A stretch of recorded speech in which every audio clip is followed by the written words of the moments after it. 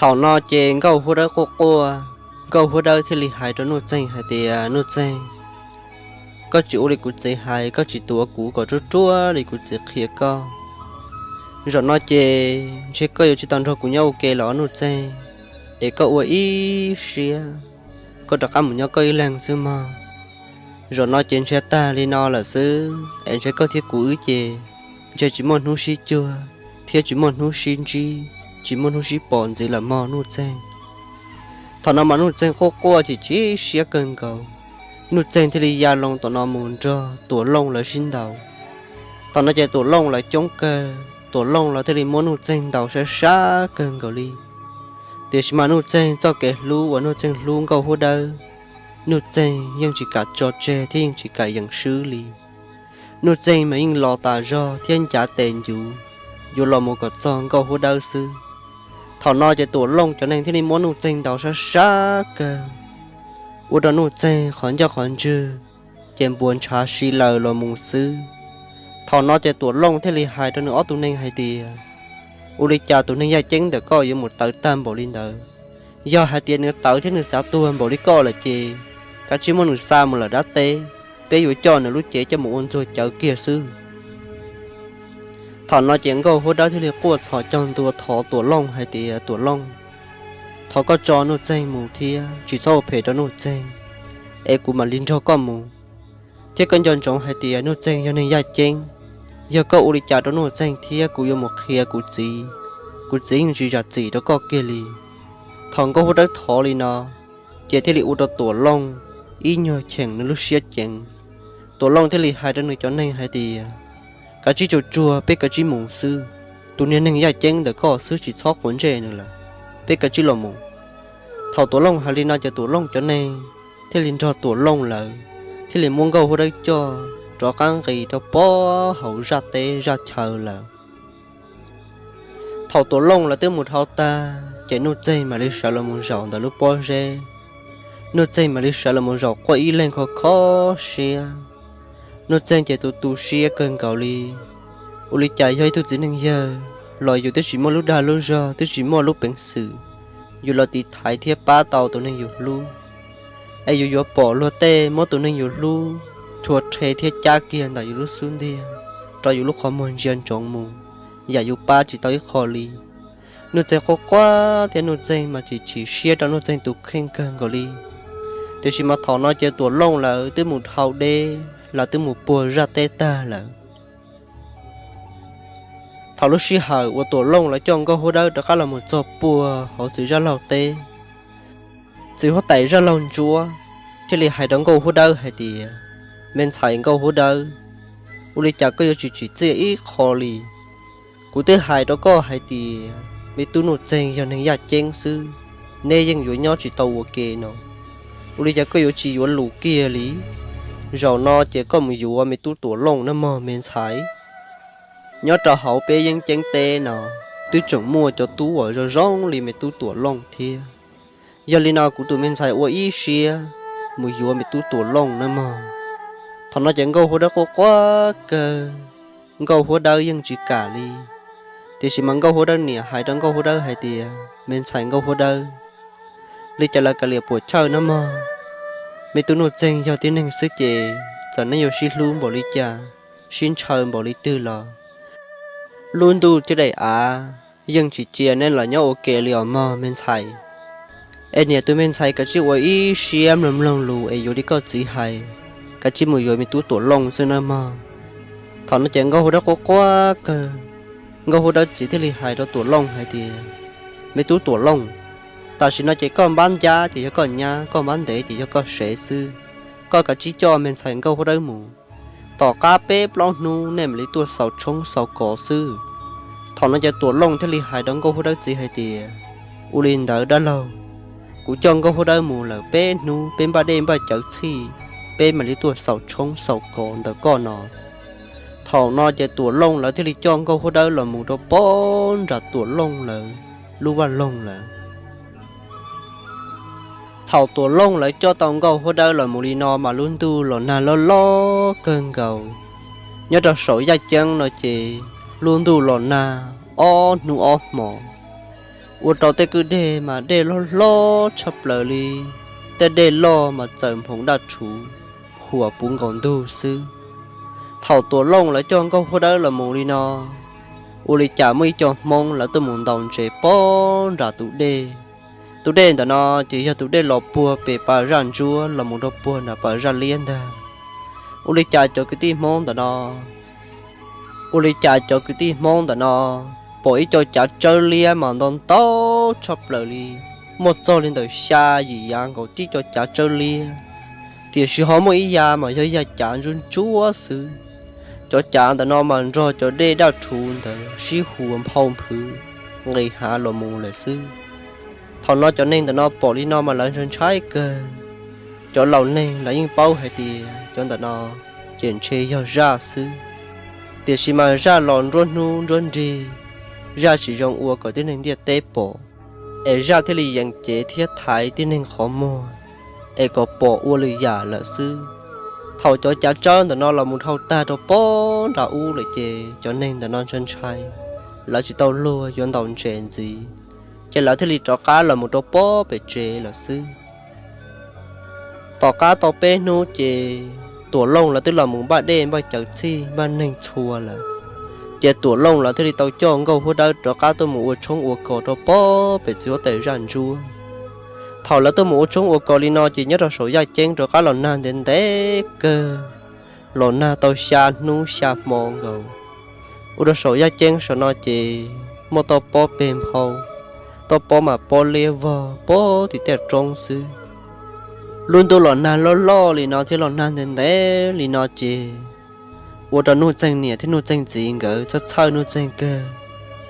怒症子听你害到怒症呢，还得啊个呢，我哩家没都怒症还得你莫晒怒呢，听你包了，你อ้เป็นหนูซื้อหนูตัวอยู่ตัวกันหล่อเนาะเดี๋ยวช่วยจะได้ตัวหมูเต้าเสียอีหนูหน่อยจีบหนูตัวกันหล่อลีที่ลุ้นตัวหล่อนั้นหล่อตามบอกลีเนาะเอช่วยไม่ตัวหนู症อยู่กับเขาตัวลีเราก็เนี่ยโลถอนเราจะหนู症เนี่ยที่หนู症จริงก็จะเท่าหนู症chuyện gọi thế thì tao kì cho cá tôi một trầu thế tôi muốn chỉ nụ tranh đâu bó bỏ khó chờ ui nụ tranh thay chờ nụ tranh y chữ nhau nhau lên đó nụ tranh chè nụ tranh cô nụ tranh chỉ xia nụ tranh chè nè nụ tôi muốn rọn tận tôi bắt đi sai trong lúc bắt đi chú lo lon đó nó thế nụ tranh lúc cô mua chỉ dừng từ xì chỉ tù sư vì nụ tranh dần cho cầu của đời hình nụ chân thì lấy cô nụ chân thì hay tiề gấu hô đơ u đi chợ cho mong ya một phe tam bỏ đi nọ u dù là ôn này là u chỉ xí tàu tiền nó có dù là ôn ra của họ dù là ôn này là u chủ tàu xin chỉ sư u chỉ xí tàu u đi chợ cho mong ya phe tam bỏ đi nọ liền gấu hô đơ u đi chợ của ya chỉ xí thế của ya tu xí tam bỏ đi nọ nụ chân cô thì nụ chân sẽ sáng li nó y lên thằng nó chạy nụ chân nè thì nụ chân gì có thể đi tôi muốn chỉ tao nụ chân gì thì li hai đó nụ chân hai thì mấy tôi nụ chân cả liệu uy xuyên mà dù do tiếng này sẽ chạy chờ dù do luôn luôn bỏ đi trả lo chạy luôn tôi chỉ bỏ rong trôi luôn thế dù nhau ok giờ này giờ xin lưu xin chờ bỏ đi trả lo mình sang câu đó chỉ nên giờ ra xứ em trên này nhau kia chỉ tao mà mi tu em ủa ý xia cái chỉ một chế xưa nào mà luôn có là chẳng một trong món tao mà liên muốn chế đua mà mi tu dù chẳng lụt lùa thiết chẳng chỉ tao li tao dù mà thảo nốt danh gì hay nó ta đó nốt danh gì nốt danh này thiết nốt danh gì cơ thiết thì chú chế nốt danh sát tệ thiết cho nốt danh cho cá là một chế là xứ thảo nó chế nốt danh cho cá là một giờ ba cho chế nụ chân khó quá từ tù xia cần gạo li nụ chân là một cô tàu bé nụ bé mò nụ chân chỉ thì li hai đó nụ chân hay thì mấy tu nụ chân nụ chỉ sáu khó qua lại mà dù vậy tôi chỉ nên giờ luồng câu chỉ tao ta cho mình sành câu hốt đâu mình sành câu hốt đó chỉ giờ ra xứ ấy câu ý xia mà mấy tu nhớ họ lúc giờ nó cho luồng câu ở trong ngôi nhà là chẳng chuột trong chuột đầu chỉ từ mấy tu cả chỉ sợ của mua ý xia em muốn chia bao nhiêu ít nút từ chỉ là mấy tu lúc này thì là chỉ lì nó mà mấy tu thảo nút danh chỉ hay là nó đã nút danh ta chế nút danh thì là shop kia của mua thì nó chèn thì lì luôn gì của ý xia nó càng cầu hốt đau luôn bề ấy nó chèn thì đi tàu mùi vô bọn nè là thảo nó chèn mùi vô tới từ bọn nè nhá họ nó chèn là lúc rồi cái nó chèn cái tức là một luôn nên tàu ó bé sòng tỏ ca thảo nó mà nó chèn với từ cho chơi canh cơn gầu nó chèn lúc số canh mà tròn cha thông phở để rè rò của nhá ý chẳng trả rè nào một tiếng này mòn đánh plon đánh tưa là do một trống một cỏ no lò lấy những tua thỏ có nụ chanh ba một chúa canh nụ chanh giấy tua cho chớ chúa canh trâu xa của sang gâu sa mùa san彩mùa nành đó giờ lên nó thỏ lúc sáng đó chị một tiếng này cho chong cho tua thỏ nụ chanh có ba một chúa canh sa mông thiết sa là tên彩tên cao tên mùa mùa nành nụ chanh giấy tua này ở cho chớ chúa canh rồi sáng nó cơn gầu lì thọ nó cho mong cho trông lên trong tù lên từ loại dân và thiết thọ có nốt dây ba một chuột canh sáng cao sang mùa mùa nên cho sợ đời sư thọ nó nốt dây tức là một chữ canh li nó tao lâu chỉ lối sống nốt dây thế là tụ bọn niệm có tức là một nên tao trâu xa lối sống chỉ có từ mấy tu là nốt dây có từ mấy tu tao nó chỉ người một tỷ luôn bề hùa mẹ tu nụ ra nó thọ nó chạy nụ ra từ một liệp lâu chỉ lúc sống đó chạy nụ ra do ít tu nhỉ nhá cả canh thọ nụ ra một liệp chỉ trâu lúc sống đó sẽ chạy nụ chen nụ tước khía canh cho nụ tu mẹ tu nụ ra thọ nó chạy nụ ra giấy từ mình nhồi giàu sư để xem mà nụ ra từ chơi chúa canh là thế thọ nó chạy nụ chen là từ nhỏ nhỏ là một tàu in đủ uli chả mấy mòn tao nó mà giấy mò cả cái lì cơn cầu lì uli chả nốt dây ui tuôn bao xua bỏ ô tô cái tim mong tao nó lọt cho chơi giờ hai đó nốt dây hai thì ôm bờ nốt dây nhớ là bé sai danh chen bên nó hai thì nhớ đó sổ này dài chen nó mà mấy tu luôn bề huấn nốt dây chơi vô co lần ta mà cha chúa canh sang cao sang mùa neng nào giờ lên nó bé mấy tu muộn giờ nhọc khó mùi gió gì bé nú tỏn tê nó nửa gió tua sáu trống sáu cỏ tró cá giờ lên nó bé giờ lọt thỏ con lúc đài lúc rò bé nú tỏn tê nó chỉ thỏ con rò bé mù búa hậu bé dân chênh ấy có bán một chua y ra canh xa bé tụng câu tụng muộn tới mùa neng lồng bờ lồng thỏ nó nụ chênh sai ở tôi cái tin tới nó mà cha cơ nụ chênh thì tết trong cái hay thì ở tụng bờ nên hai đứa coi nên nhớ khó từ tua uli cha của họ chỉ tao bỏ đùa nè lì ở tụ cái tin đó nó thế thì tết đó nó chênh hay thì lên bờ nó chênh mà giờ nên nhớ đời dân chênh sư là khi lì nó đó có bao sư nữa mà bé nó tận đây nó chỉ cho cá là cho co cho mù thỏ có một bát chuối ra cái người xa bé muộn sợ muộn nên ngó ở tụ cái tin đó nó là hai lì nó ta đó nó chênh chè ở tụ cái tin đó nó giờ chỉ đi cho cá mù là thầu nuôi chèn chỉ thế nuôi chèn sợ cho cá lò chè nuôi chèn xả nhúa nhúa cơn gạo cho nên tụi bao số ăn đó nó nuôi chèn dân chuyện cả xía li hay tiề dầu đi chả nhoi nhoi dầu ý tụi bao số sợ tan bỏ đi nọ li đi chả tao bé nuôi tao cá chạy luôn tu lon ha su su luôn tu chạy đun chia là sư đi chả nhớ trong mò nó chạy nuôi chèn thế li hay trong nuôi chèn tụi bao nè hay tiề con nè giờ tiệt can thơ ta kia cũng chỉ sợ lợ tiệt xem mà cũng lúc lợ tiệt cũng cho xia chẳng chỉ tao tu chè con sai thế con rõ cũng lúc chè còn rõ rong nữa mà chỉ sau bố cái bùa là một cỏ sau bố cái bùa là một la tiệt rồi giờ lừa giờ là cho của một số canh san luôn câu luôn mùa một uốn nành sư vì bên hút họ lòn đại chè luôn tức là hay của anh đây là giờ mò nó chỉ giờ mò luôn tỉnh chay giờ mò luôn tỉnh lúa nhung cho cụ lần ta giờ ta kỳ can tu cũng chỉ sợ là để xem mà có lúc chị chồng chỉ tao tu xìa chỉ có say của lúc chị có rõ rong nơi mà thầu nó tranh hai lino trong nửa tụ bọn nhiệt ta chèn gõ nhiệt chỉ thì đi bự trò rò là uli cha nhớ trong họ nó sư cho nó tranh cho các bỏ ô tô cái tim mong đợi cho các lò hai cho nó tranh hai thì lên bờ nó tranh bé chỉ có tay của bé là cho con cho bé mù em một chút canh xa bé mùa mùa nên nó giờ li nó có tiếng bác sĩ là lo chỉ tàu thằng nó chạy nút trên thì tết đó tôi cứ tin là nó hay thì cứ tiếng bác sĩ là giờ thì nó tiếng lò là chỉ bé mà mù chỉ bé mà trò trái bây giờ cứ lúc chế mò giả nhá sỏi da nó là bột chua thằng nó chạy nút trên thì cải cái nó đá canh được khó trò chạy nút trên thì trò ô tô cứ tin mong nó tao kể là mù là thầu nút trên trò tôi cứ tin là nó tao cho kể nó là mù mà cho kể cho kể là nó mà nút trên nhưng chỉ tao đùa thế ý chữ nút trên nhưng chỉ tao bỏ đùa cho kể là nó kia li thầu ở nút trên cho tôi cái tin là nó là một tròn đùa họ là lưu văn long là lưu văn long là nó mà chơi lưu văn long lo cần cầu thầu nó tôi cái tin là nó thế thì hai đứa nút trên hay thì linh vào nút trên tại vì nó bé từ tuổi cho họ bé lưu văn long là giờ này nó bé giờ cho bé mù là bùa thì bé lưu văn long ấy cho con muốn chi bé tụt sự hót tài vì bé tụt sự hót tài hay thì giờ thằng tôi có tuổi cho chỉ có con muốn chi nữa vấn đề nào thằng nó chỉ là thì cho kia nút trên là một chân đồ bó thì lúc chỉ hót tài thì nó thì cho là muốn chi tụt sự hót tài nó thằng là một giờ tụt sự hót tài nó mà nửa nãy chỉ con giờ liếc plong sư tụt sự hót tài nó thế là hay thì mẹ tụt nút trên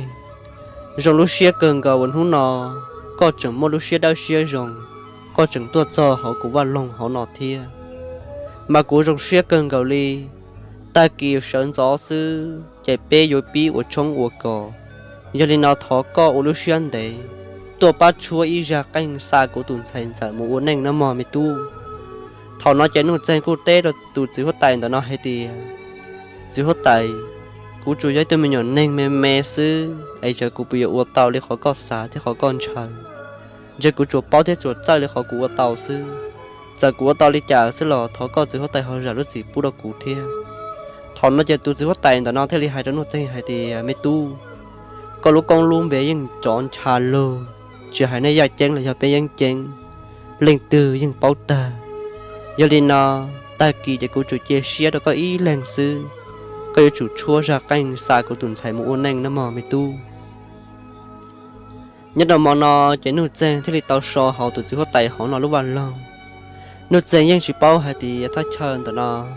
giờ họ tư li là thiệt u đi trả ta kỳ can đồ sư mà tin nên tu ở trong cuộc cỏ chơi chong chắp lỡ li cho tên nên tụi nó mà buồn có chữ hót tài lúc vào lòng là sư chữ hót tài lúc vào lòng tụi nó mà nên trông đi trông chọn cầu thế xưa ta chữ hót tài nếu mà xa lên tu cầu giờ lên nào chữ hót tài chỉ tu lo chỉ tiêu dục bao nhiêu ta chúa chữ hót tài ở tu ra